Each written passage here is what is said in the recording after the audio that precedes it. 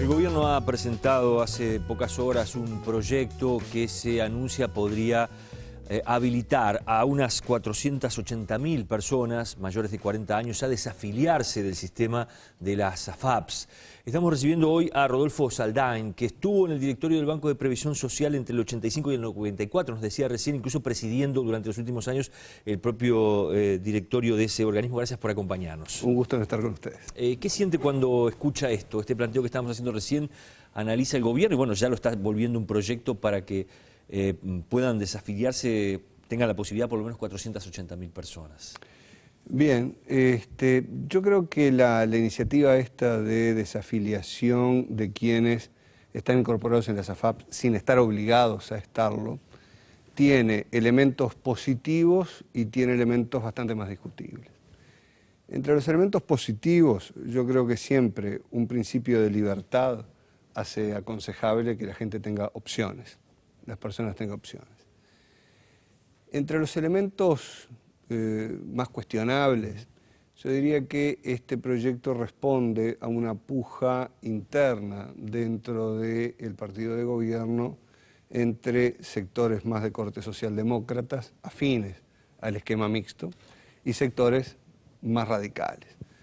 En esa puja, digamos, que caracteriza un poco la evolución económica del país y las diferentes ideas e iniciativas, de alguna manera este proyecto de ley es una concesión del sector socialdemócrata hacia el otro. Usted dice lo que básicamente, y para pasarlo en blanco y negro, muchos dicen está el sector astorista y el sector que responde al presidente Mujica, en cuanto a una forma de ver la economía del país.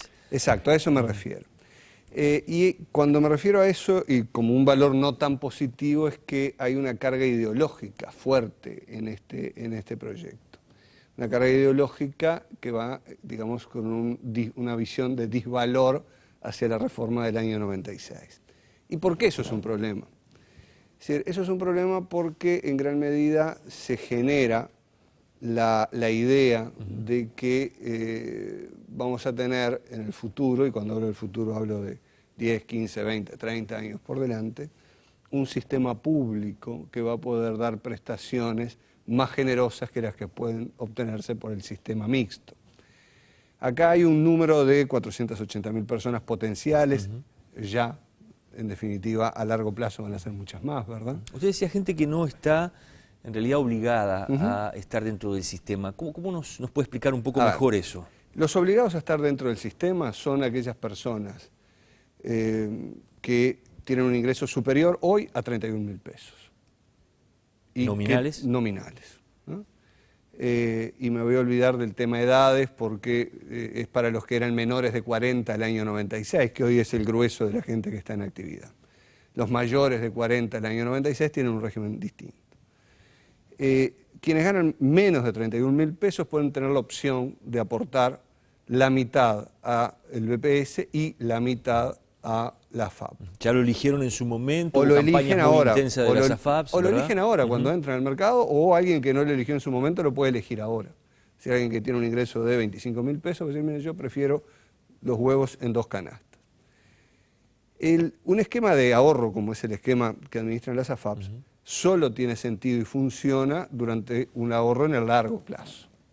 Supongamos que una persona que hoy, digamos, tenga 50 años, esa persona difícilmente le va a servir un esquema de ese tipo, y lo más probable es que le convenga quedarse en el régimen. Usted dice público. que arranca ahora con 50 años, no le conviene afiliarse a una AFAP. Y cuanto más joven se afilie, más le conviene porque más es el salario que acumula en su cuenta y más rentabilidades acumula.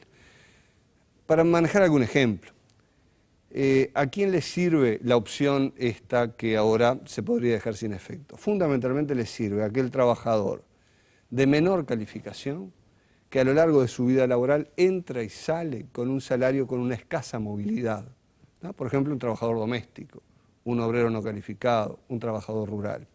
Ese trabajador es el que al final de su vida se ve más beneficiado con el sistema mixto que tenemos hoy. ¿Por qué? porque a diferencia del que tiene una alta movilidad salarial, donde llega al final de su vida con un ingreso mucho más importante que al comienzo, este tiene un ingreso relativamente uniforme. Por lo tanto, los primeros aportes con la acumulación de rentabilidad le permiten obtener una jubilación notoriamente mayor que en el régimen público.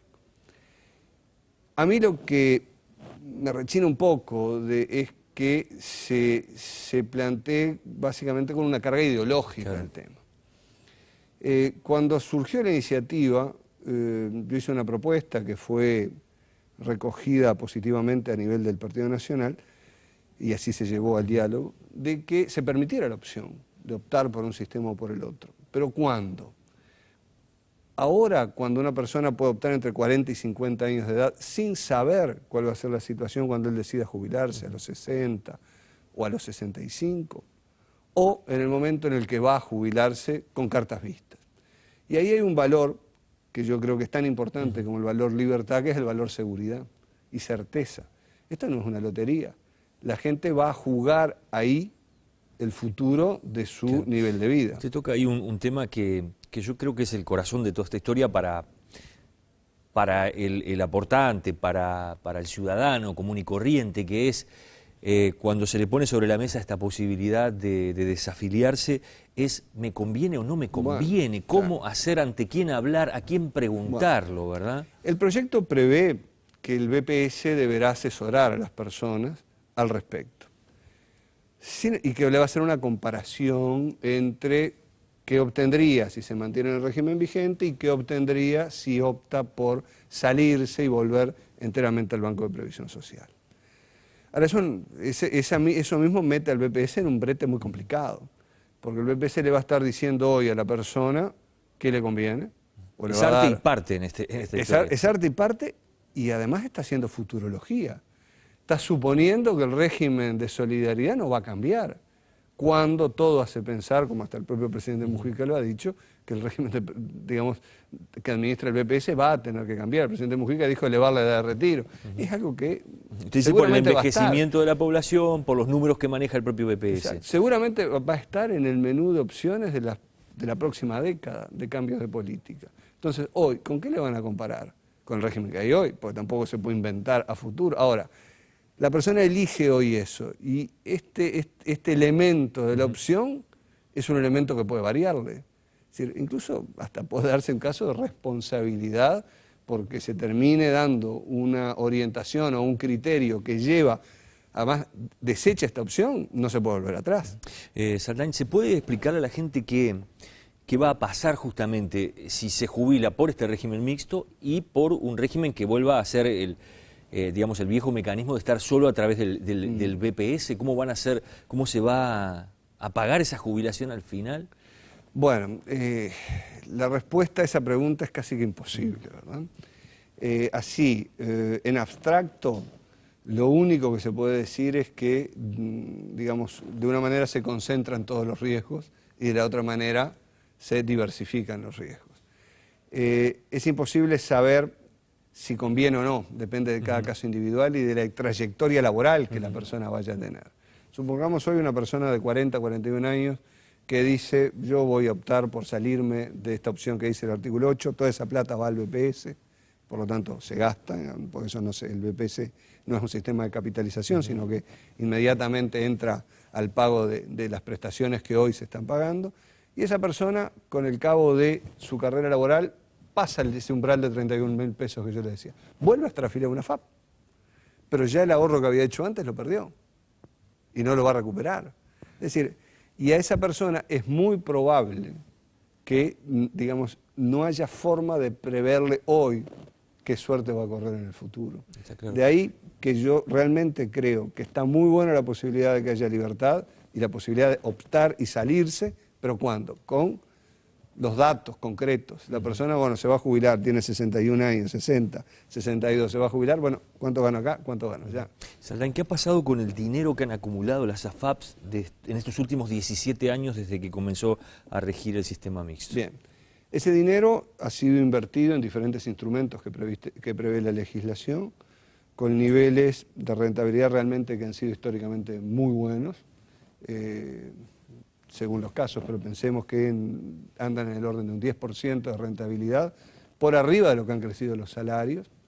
Hoy, de cada 100 pesos que hay en una cuenta, prácticamente entre 65 y 70 dependen o son producto de la rentabilidad obtenida y no del propio aporte.